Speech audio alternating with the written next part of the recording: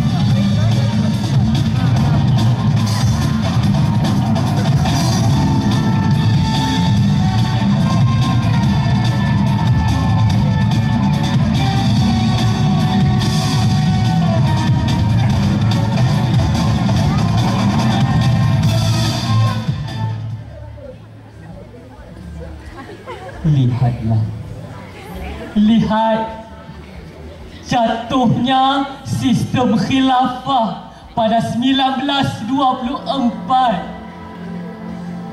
kerana lemahnya pemerintah. Serangan gerila dari Eropah menyebabkan umat Islam ditindas. Mereka dilayan dengan kejam oleh orang-orang yang tidak berberi kemanusiaan.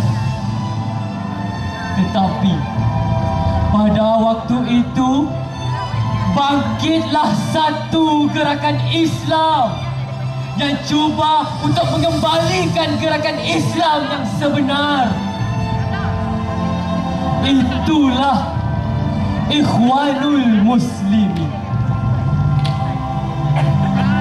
Ikhwanul Muslimin ialah gerakan Islam yang dipelopori oleh Hasan Al-Banna di Ismailiyah Mesir.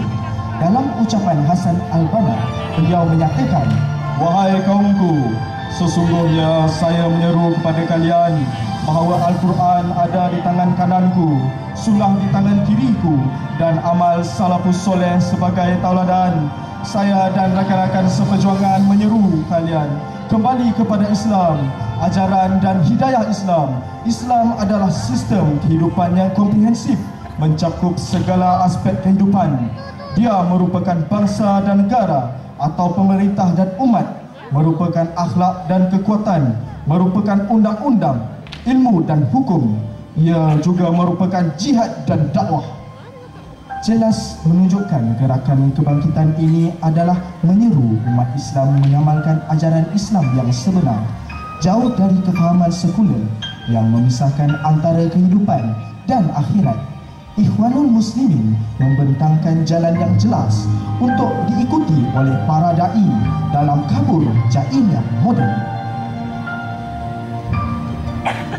Imam Hasan Al-Banna juga pernah berkata, "Wahai ikhwan, berimanlah kepada Allah Subhanahu wa taala. Jangan kamu takut selain daripada Allah Subhanahu wa taala. Lengkapkan dirimu dengan sifat-sifat mulia, dengan sifat-sifat gagah seorang mukmin. Jadilah orang yang banyak bekerja dari orang yang banyak bertengkar dan bercakap kosong. Pelajarilah Al-Quran dan dalamilah sirah Nabawiyah. Kemudian tunggu, Allah akan memberi yang hak bagi kamu. Dengan sabar, tunggulah pertolongan daripada Allah Subhanahu wa taala."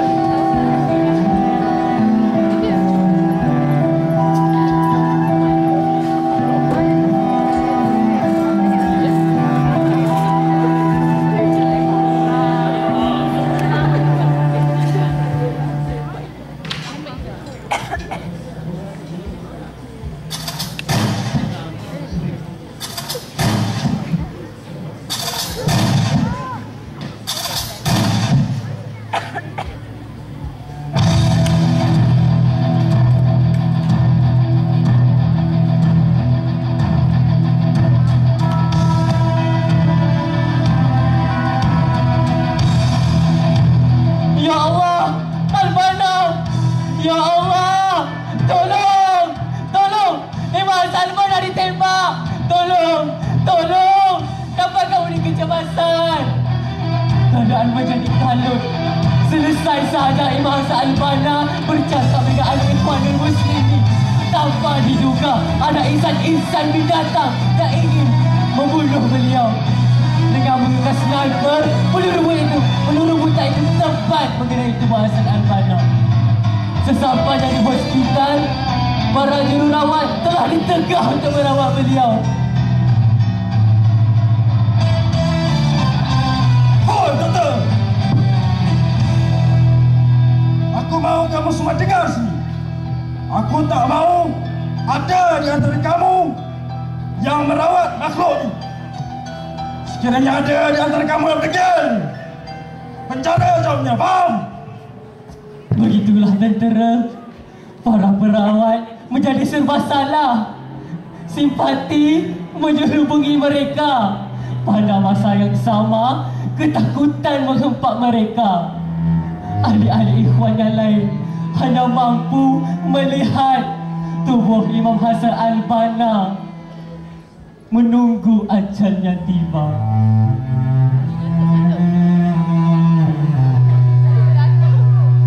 Seusai nafas terakhir dihembus, jenazah Imam Hassan Al-Banna dibawa ke rumah beliau. Arahan tanpa kompromi diberikan kepada ahli keluarga Imam Hassan Al-Banna.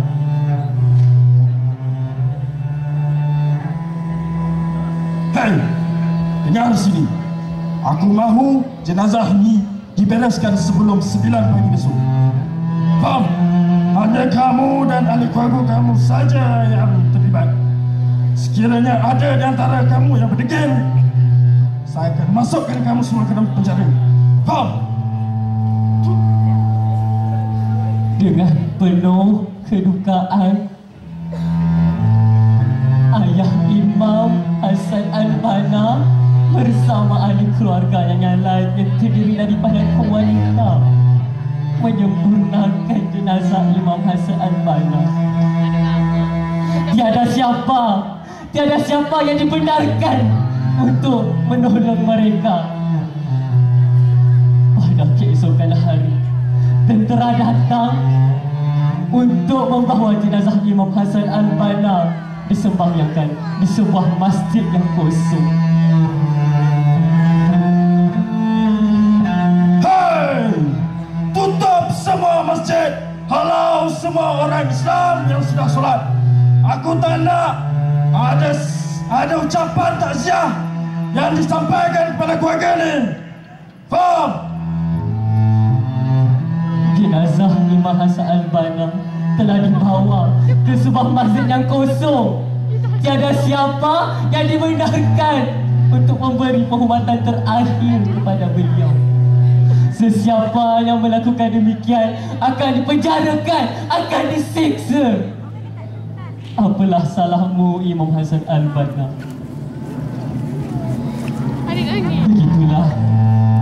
Begitulah pemergian seorang syuhada pada 12 Februari 1949. Pemergiannya tanpa pembelaan.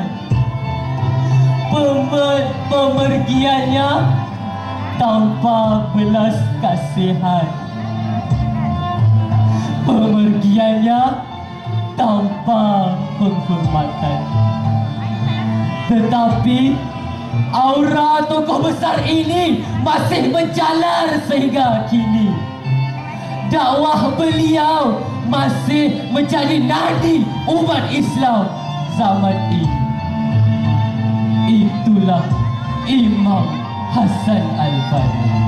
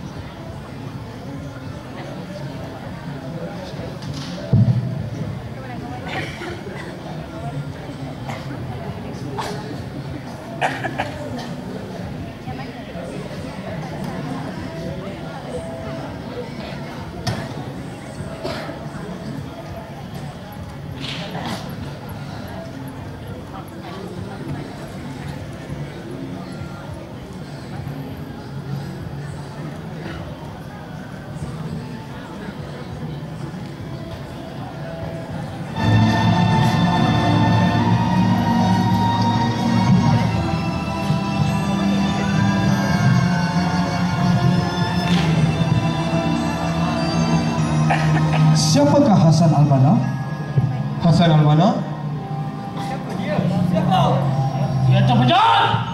Dialah pemberontak. Dia yang merampas kerajaan Mesir. Dialah yang tak suka sekular.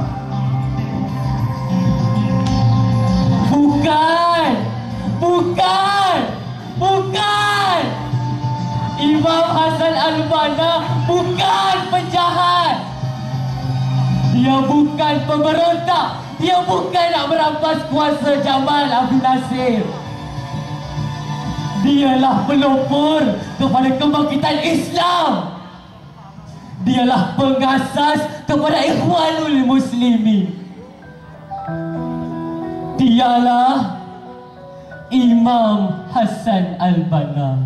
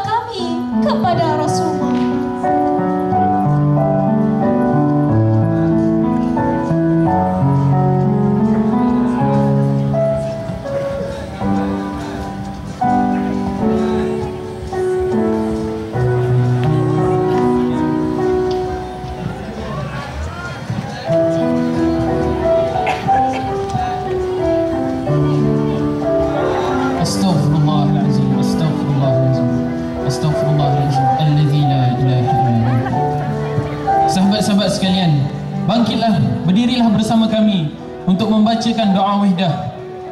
Moga dengan membaca doa wahdah ini, pada malam ini menyala semula bara api jihad di dalam diri kita. Moga tercetus kembali kesedaran Islam dalam diri kita masing-masing, insya-Allah pada malam ini.